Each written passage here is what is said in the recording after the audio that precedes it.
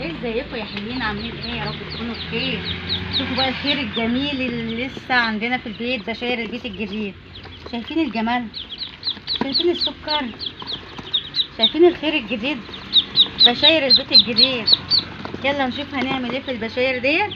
هنشوف هنربيهم ازاي مع بعض، وايه الحاجات اللي هنحطها لهم في اول يوم وتاني يوم وتالت يوم. يلا بينا. بصوا بقى، نقول بسم الله وننزل. بسم الله بسم الله بسم الله، الله اكبر، بسم الله ما شاء الله، الله اكبر. نحط لهم بقى علف ناعم، عشان دول دلوقتي في السن ده بياكلوا علف ناعم.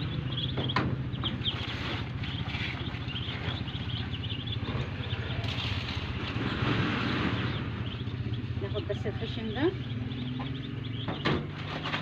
شكاره فيها يعني ايه، في حبه كده تحت كده هنحطها لهم عشان هم ميتين من الجوع.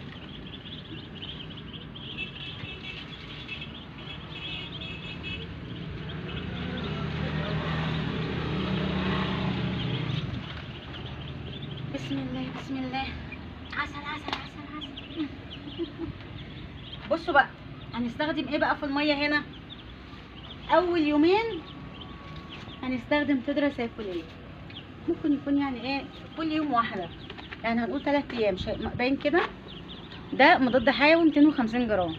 هنحط بس كبسوله واحده على السقايه الصغننه دي، باينه السقايه كده.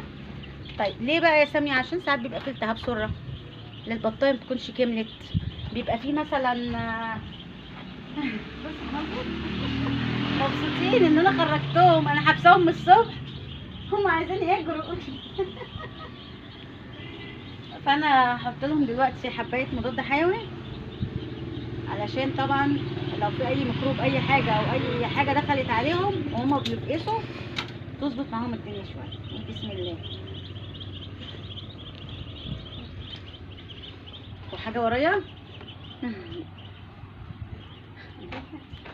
تعالوا تعالوا، الاكل اهو، الاكل اهو، الاكل اهو. ادي الميه.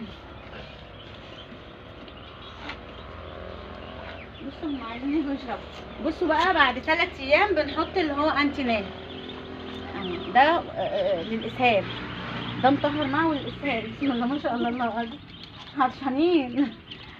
ماشي، ده انتينال مطهر معوي عادي، ده بشري، والمضاد الحيوي ده بشري من اي صيدليه بشريه.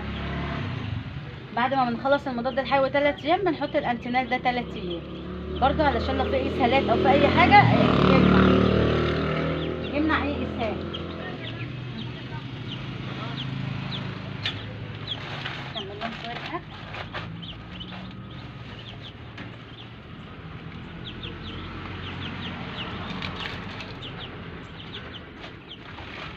لحد ما اجيب لهم بقى اللي هو العلف الناعم خالص. طيب هنروح بقى نشوف ايه الجديد اللي عندنا بقى تاني. احنا اشتغلنا في الرومي، الحمام الرومي، وجبنا فراخ هندي، وايه تاني، وفي بقى بشاير تاني البيت الجديد هندخل نشوفها دلوقتي. ويلا بينا. نط ماما.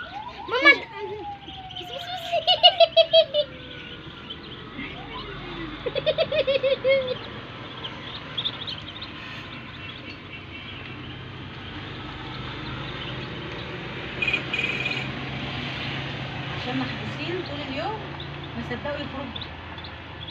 شكلها حلو يا ماما، مش عارفه تجري.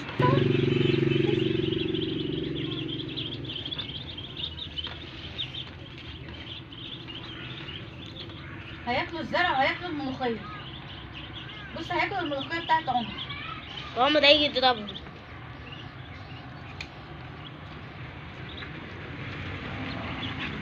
يلا بقى عشان نشوف بشاير البيت الجديد. فراخ الهندي وجمال الهندي، اول مره اربي فراخ هندي. عمر جابهم لي وقال لي يا امي احنا هنجرب بقى حظنا في الهندي. بصوا بسم الله ما شاء الله، ده ديك وده ديك برضه.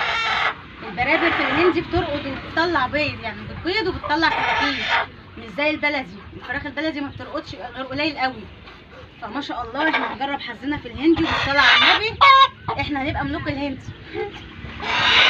هنشوف هنتعامل ازاي مع بقيه الطيور. بصوا، هو معروف ان الفراخ الهندي زيها زي اي فراخ بنتعامل معاها، يعني مش ليها حاجه معينه. الاكل اللي بنحطه بنحطه للكل، دي شيشه على علف على عيش زي ما بنحط. انا حطاهم هنا مع البط عشان هو لما طلعتهم مع الفراخ فوق الديوك البلدي وهم ضربوا بعض، لان ما شاء الله ان الديوك هنا في الهندي بيستخدموها في مسابقات، بيستخدموها في مسابقات ان هم بيبرزوا بعض، الديكين نحطهم قصاد بعض كده يضربوا بعض، وده طبعا حرام. فانا دلوقتي هوريكم بقى ازاي هنتعامل مع، اللهم صل على النبي. بصوا يا ولاد، انا اتلقيت اولا الفراخ الهندي خلاص عرفنا هنتعامل معاها ازاي، زي اي فراخ بلدي. انا اتلقيت بطايه بتبيض من الجداد دول، بتبشر، مش من القدام اللي عندي. فما شاء الله. طب انت هتعرفي ازاي يا ساميه في وسط البط ده كله البطايه اللي بتبيض؟ هقول لكم عرفت ازاي. شايفين الدكر اللي عند الحيطه اللي ورا ده؟ في انتايه قدامه لونها رمادي ودماغها بيضه. تبصي على النوتشي اللي هي مقفله ريش، اللي هي تحس ان وشها محمر شويه، او ان هي تحس ان هي خلاص بقت تحس ان هي بقت ملفه كده. بتلاقي عند دماغها كده شعر منحول، ده مكان ما الدكر بيكبس وبيكسرها يعني. فده كده بتكون هي ما شاء الله بتبيض. فانا شفتها وقستها بالفعل، لقيتها هي اللي بتبيض. وجيت هنا لقيت بسم الله ما شاء الله. هشغل لكم بس الكشاف. بسم الله ما شاء الله. اتلقيتها هي اللي بتبيض اهي. بسم الله ما شاء الله. 2 4 6. ده بيض صغير لسه اهو بشاير. طبعا انا كنت الاول بشيل البيض البشاير ده واسيبهم يبيضوا بقى بعد كده بيض كبير، بس في واحده نصحتني قالت لي لا، سيبيها طالما بشرت، سيبيها ترقد على البيض بتاعها عشان تتعود، يعني عشان تتعود ان هي ده ترقد خلاص، مش ان هي ما ترقدش تبيض بس. لا، فانا سبت بقى بصراحه، بقيت اسيب وما شاء الله بقى يطلع لي برده انتاج كويس زي الفل يعني. نسيت اقول لكم، طبعا انا عامله تحجيزه اهو على البيض. لما البطايه هتيجي ترقد التحجيزه دي هشيلها خالص وهحطها ازاي يا ساميه؟ هتحطيها ازاي عشان البطايه تفضل راقده، اخواتها هنا ما يخرجوهاش، ما يزهقوهاش يعني من على الرقد.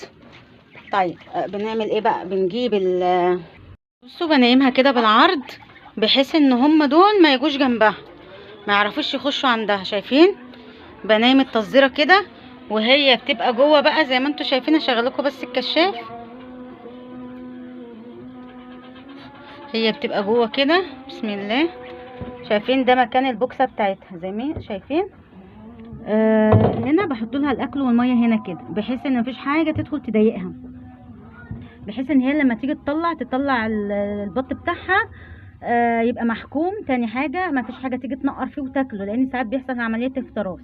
اهم حاجه الفرشه تكون نظيفه، ما يكونش فيها سوسه البوكس او كرتونه او اي حاجه انت حطها لها. يكون التبن نظيف ناشف، ما يكونش فيه اي حشرات، بحيث ان ما تقرصهاش وتقوم من على البيض، فتضطر تقوم ومترضاش ترقد معاكي تاني. فزي ما انتوا شايفين دي التصديره لما بتيجي ترقد هي كده ما بتخرجش، بتاكل وتشرب وترقد. ودي قعدتي المفضله مع الكتكوتين والبطتين. انا بحب اقعد القعده دي، هيكبروا قصادي حلوين كده، احطهم مع اخواتي.